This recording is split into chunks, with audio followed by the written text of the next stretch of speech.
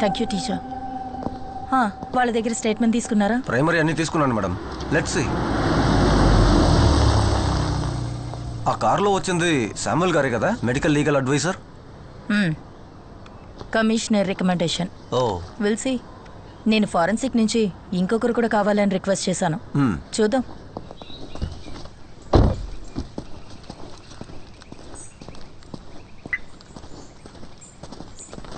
Samuel, 2 things. ఒకటి, ఈ case investigation officer నేను, and you're my medical legal adviser. That's your role. అంతకు మించి ఏ విషయంలోనూ ఇన్వాల్వ్ అవ్వక్కర్లేదు. అండ్ 2, ఒక మీటింగ్ సెట్ చేస్తే you gonna be on time. Okay? Okay. Go.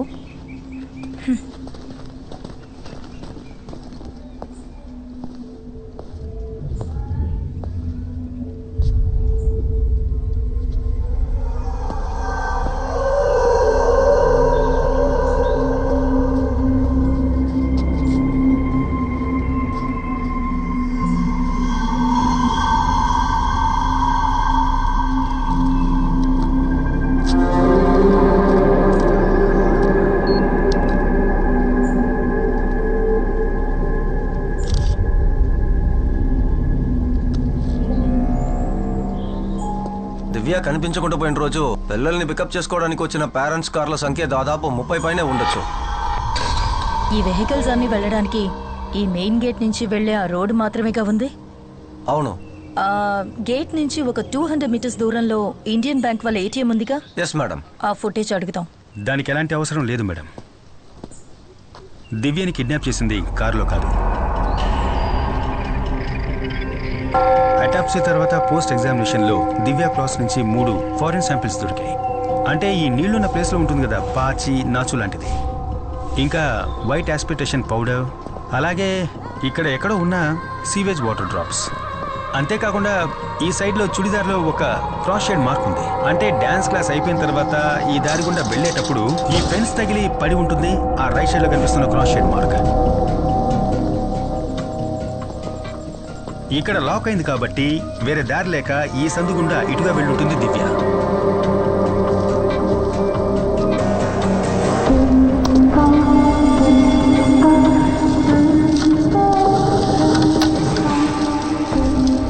చూసారా, ఈ చెట్టు తగిలి రాపిడి కలగడం వల్ల జారిన పౌడరే దివ్య డ్రెస్లో మనకు దొరికిన వైట్ ఆస్ప్రిసిస్ పౌడర్.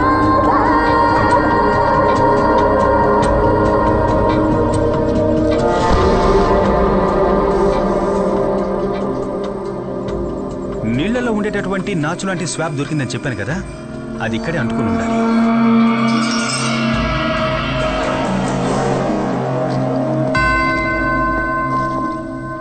దివ్య డ్రెస్లో మాకు దొరికిన సీవేజ్ వాటర్ డ్రాప్స్, దాని కారణం ఈ ప్లేస్ అయి ఉండాలి. ఆ తర్వాత ఈ నేరో ప్యాసేజ్లోనే దివ్య కిడ్నాపర్తో వెళ్ళుండాలి.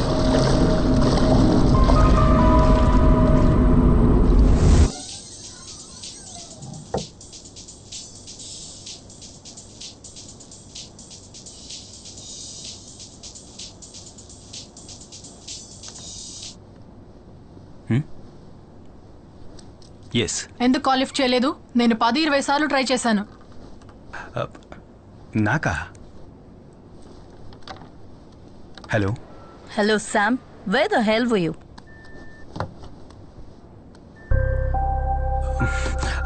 మ్యామ్, నేను ల్యాబ్లో కొంచెం బిజీగా. వెంటనే హాస్పిటల్కి వెళ్ళి ఆ సైకియాట్రిస్ట్ దగ్గర లెటర్ తీసుకో. అండ్ వన్ మోర్ థింగ్, ఇంకో మెంబర్ని కూడా ఈ టీంలో యాడ్ చేశాను. And she will be working with you as forensic assistant. Phone తనకివ్వు. Okay ma'am. Hello Shikha, note down my number. Sure ma'am. Ma'am మీరు కాస్త హోల్డ్ చేయండి, నేను నోట్ చేసుకుంటాను. చెప్పండి మ్యామ్. ఇది నా landline number, note it down. Okay. 0471 326 4797. నేను చెప్పిందంతా గుర్తుందిగా? Done ma'am. ఆ మెడికో లీగల్ శామ్ మీద ఎప్పుడూ ఒక కన్నేసుంచు. నేను ఈ టీంలో జాయిన్ చేయడానికి మెయిన్ రీజన్ ఇదే. శామ్ డైలీ యాక్టివిటీస్ అన్ని నాకు కాల్ చేసి రిపోర్ట్ చేయాలి. అంతేకాదు, ఇది చాలా సీక్రెట్ గా ఉండాలి. మ్యామ్, ఫోన్ స్పీకర్ లోనే ఉంది. What are you see? Cut the call, you idiot. స్పైవా నువ్వు?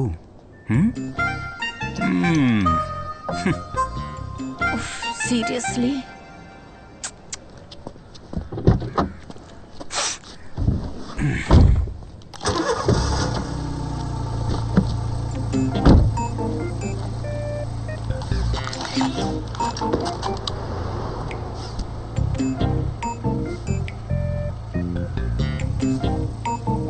డిపార్ట్మెంట్ వెహికల్ కాదా ఇది? సీట్ బెల్ట్ వేసుకోవట్లేదా? నాకు అర్థం కాలా. సీట్ బెల్ట్ వేసుకోకపోతే యాక్సిడెంట్ అయ్యేటప్పుడు ఎయిర్ బ్యాగ్ ఓపెన్ అవ్వదు. Got it? అదంతా తెలుసు. నువ్వెక్కడికి? నేను సైకియాట్రిస్ట్ దగ్గరికి వెళ్తున్నాను. మరి నువ్వెక్కడికో?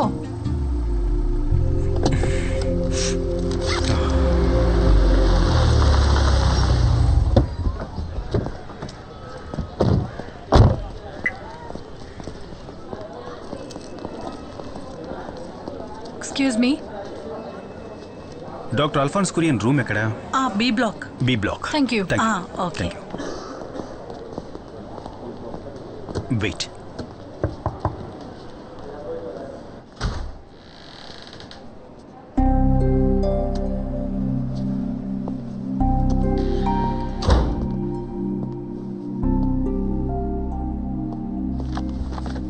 ఎఫ్ఎస్ఎల్ నుంచి వచ్చారా? యా. కూర్చోండి. యా. రితిక కాల్ చేశారు. Tell me. కీర్తి రిపోర్ట్ మాకు దొరికింది, కానీ మీ లెటర్ కూడా కావాలి.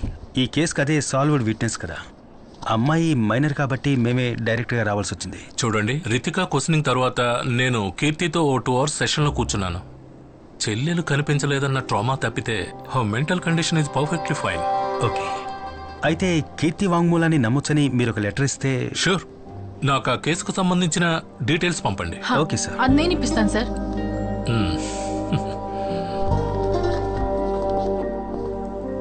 హలో. దివ్య కేస్ డీటెయిల్స్ తెలుసుకోవడానికి చేశాను. వాట్సాప్ అక్కర్లేదు, మీరు చెప్తే చాలు, నేను నోట్ చేసుకుంటాను. Okay, 1 second.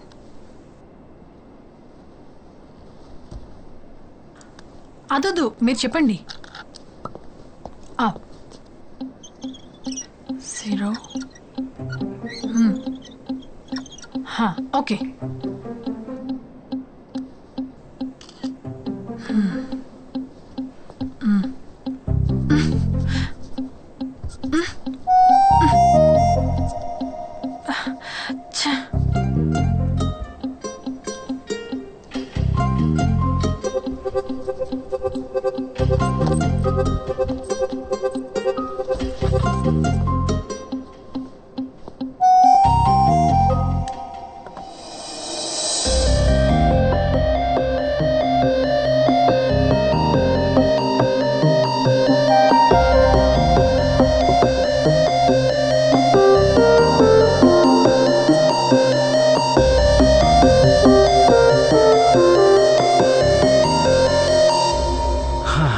మార్కర్లో ఉన్నది ఆల్కలిన్, కాఫీలో ఉన్నది యాసిడ్. యాసిడ్తో తుడిస్తే ఆల్కలిన్ని బ్రేక్ చేయొచ్చు. చాలా సింపుల్, అంతే. అంతే కదమ్మా?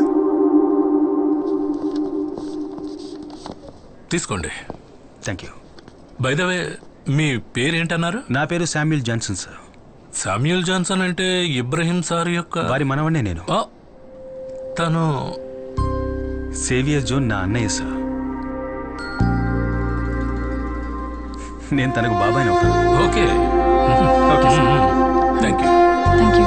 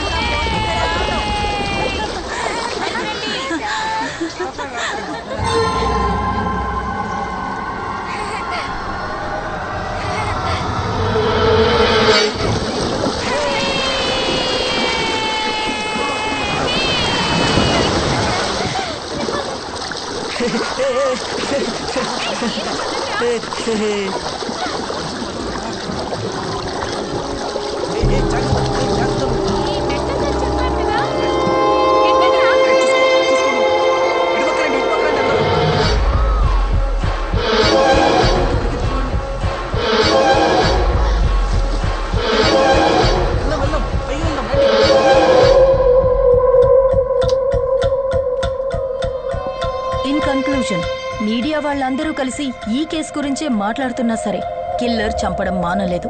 Which means at any cost ఇలాంటి ఇన్సిడెంట్ మళ్ళీ జరగకూడదు. దివ్య మర్డర్కి ఇంత పెద్ద మీడియా అటెన్షన్ రావడానికి కారణం కార్పొరేషన్ కంపోజ్ వెల్లింగ్ సైట్కి వెనకాల ఉన్న ఒక ఓపెన్ ప్లేస్లో బాడీ దొరకడం వల్లే. మరి ఇంత ఎక్స్పోజర్ ఉన్న ప్లేస్లో ఒక విషయాన్ని కంట్రోల్ చేయడం అనేది మన వల్ల కాదు కదా. అమ్యూజ్మెంట్ పార్క్ నుంచి మిస్ అయిన దేవికి ఇప్పుడు మన priority. I'm on it sir. Okay, you come with me. Yes sir.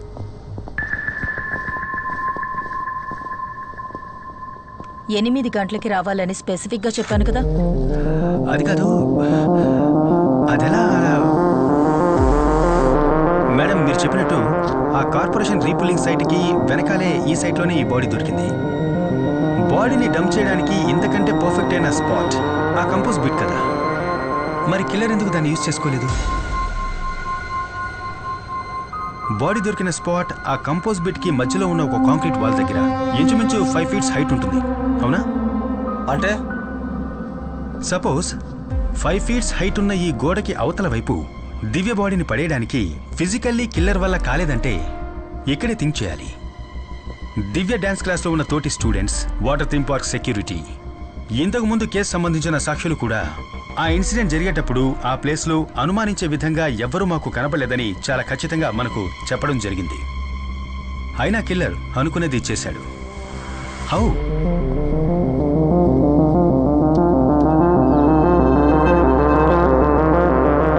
Divya dress మీద మనకు కనపడ్డ ఈ స్లాష్ ప్యాటర్న్ దివ్య ఇంకెవరితోనో కలిసి సైడ్ బై సైడ్ నడిచి వెళ్లేటప్పుడు తన మీద చెందిన బురదే ఇది.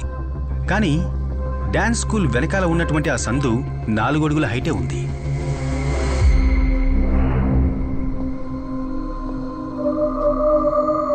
ఈ లెక్కన చూస్తే 4 అడుగులు మాత్రమే ఉన్న ఆ నేరో ప్యాసేజ్లో నడవగలిగిన 5 అడుగుల హైట్ ఉన్న గోడకి అవతల వైపు బాడీని పడేయలేని పిల్లల మధ్యలో మనం గమనించని ఒక వ్యక్తే మనం వెతుకుతున్న హంతకుడు. ఈ క్రైమ్స్ అన్నిటికీ కారణం ఒక చైల్డ్ అయితే? Look Sam, I've told you this before. Government ఇచ్చే సాలరీకి మెడికో లీగల్ ఒపీనియన్ ఇచ్చే పని మాత్రం చేస్తే చాలు. ఇన్వెస్టిగేషన్ చేసి కేసు క్లోజ్ చేయడానికి క్వాలిఫైడ్ ఆఫీసర్స్ ఉన్నారు. హాలీవుడ్ సినిమాలు చూసి ఇండియాలో కేసు ఇన్వెస్టిగేట్ చేయకూడదు. మేడం అమర్జిత్ సదా గురించి మీరు ఎప్పుడైనా విన్నారా? ఈ సీరియల్ కిల్లింగ్ ఒక చిన్నపిల్లాడు చేస్తుంటాడని మనం ఎప్పటికీ ఊహించలేం. కానీ నేరాలు చేయడానికి ఏజ్కి సంబంధమే లేదు.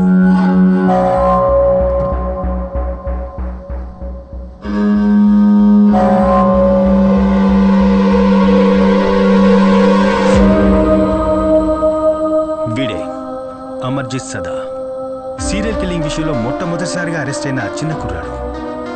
వీడి వయసుందో తెలుసా మేడం? 8 ఏళ్ళు. వీడి సొంత చెల్లెలతో సహా వీడికంటే వయసు తక్కువలో ఉన్న 3 ఇటికిరాయితో దారుణంగా తల పగలగొట్టి చంపి అరెస్ట్ అయ్యింది ఎక్కడో యూరోప్లోనో అమెరికాలోనో కాదు మేడం, ఇక్కడే మన దేశంలో బీహార్లో.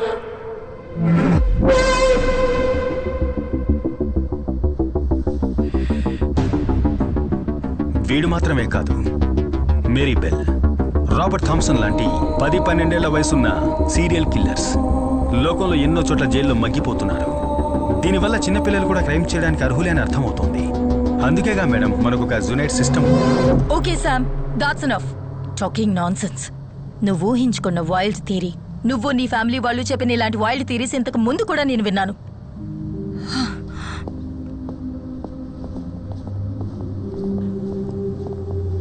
మీ మధ్య ఇంతకుముందే పరిచయం ఉందా?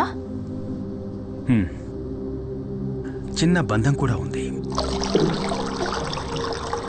అకాడమీ నుంచి పాస్అవుట్ అయిన తర్వాతనే మా అన్నయ్యకి రితికాకి మ్యారేజ్ జరిగింది. రితికాకి తన జాబ్ మీద ఉన్న ఎక్కువ ఇంట్రెస్ట్ తప్ప వాళ్ళిద్దరి మధ్య ఎలాంటి గొడవ లేదు. వారిద్దరికీ నయన కాకుండా ఇంకో బిడ్డ కూడా ఉంది. రితికాకున్న కేర్లెస్ వల్ల ఆ బిడ్డ చనిపోయింది. తరువాతి రోజుల గురించి చెప్పాలంటే భయంకరం. Arguments, fights, family courts, divorce. 6 ఏళ్ళు అయ్యింది. ఆ తర్వాత మా ఫ్యామిలీకి రితికకు ఎలాంటి బంధాలు లేకుండా పోయాయి. శ్యామ్, వీరు Abdul Wahab sir, hello sir. Retired SP CBCID.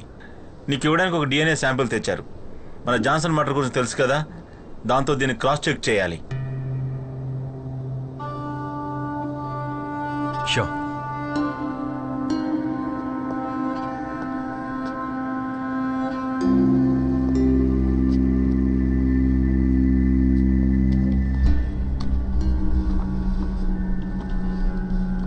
Sir ఇది ఎవరి DNA సార్?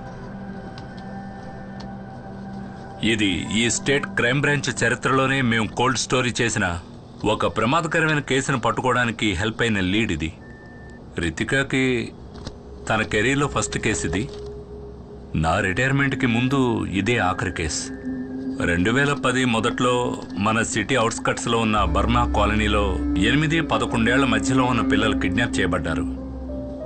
ఆ తర్వాత వాళ్ళ డెడ్ బాడీసే దొరికాయి.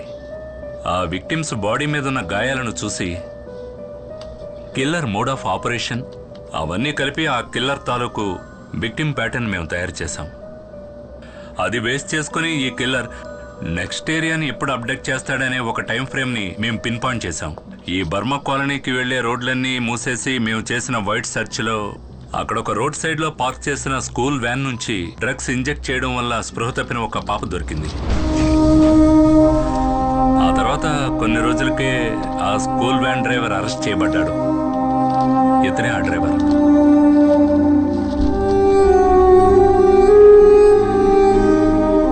ఉబైదా ఖాన్.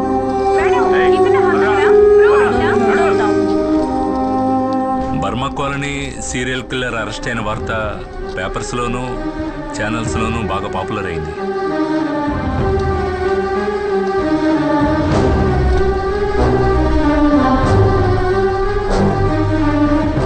ఉబైదా ఖాన్ అరెస్ట్ అయిన 2 నెలల తర్వాత మరో పాప కూడా చనిపోయింది. ఆ కిల్లర్ ఎవరో ఇంతవరకు కనిపెట్టలేకపోయాం. అదే మోడ్ ఆఫ్ సోప్రాండి, అదే విక్టిమ్ ప్యాటర్న్. పోలీసులకు మాత్రమే తెలిసిన పాత కిల్లింగ్స్ లో జరిగిన అన్ని మైన్యూట్ డీటెయిల్స్ తో సహా అన్ని అలాగే రిపీట్ అయ్యాయి. అన్నిటికీ మించి మాకు ఈ 5వ విక్టిమ్ గోళ్ల మధ్య ఒక బ్లడ్ శాంపిల్ దొరికింది. ఆ హంతకుడిది. ఇంతకుముందు చనిపోయిన విక్టిమ్ డ్రెస్లోంచి మనకు దొరికిన బ్లడ్తో పర్ఫెక్ట్గా మ్యాచ్ అయిన DNA శాంపిల్. కానీ అది జైల్లో ఉన్న హుబేత్తో మ్యాచ్ అవ్వలేదు. అన్ఐడెంటిఫైడ్ అయిన ఎవరిదో ఒకరి బ్లడ్ శాంపిల్ అది.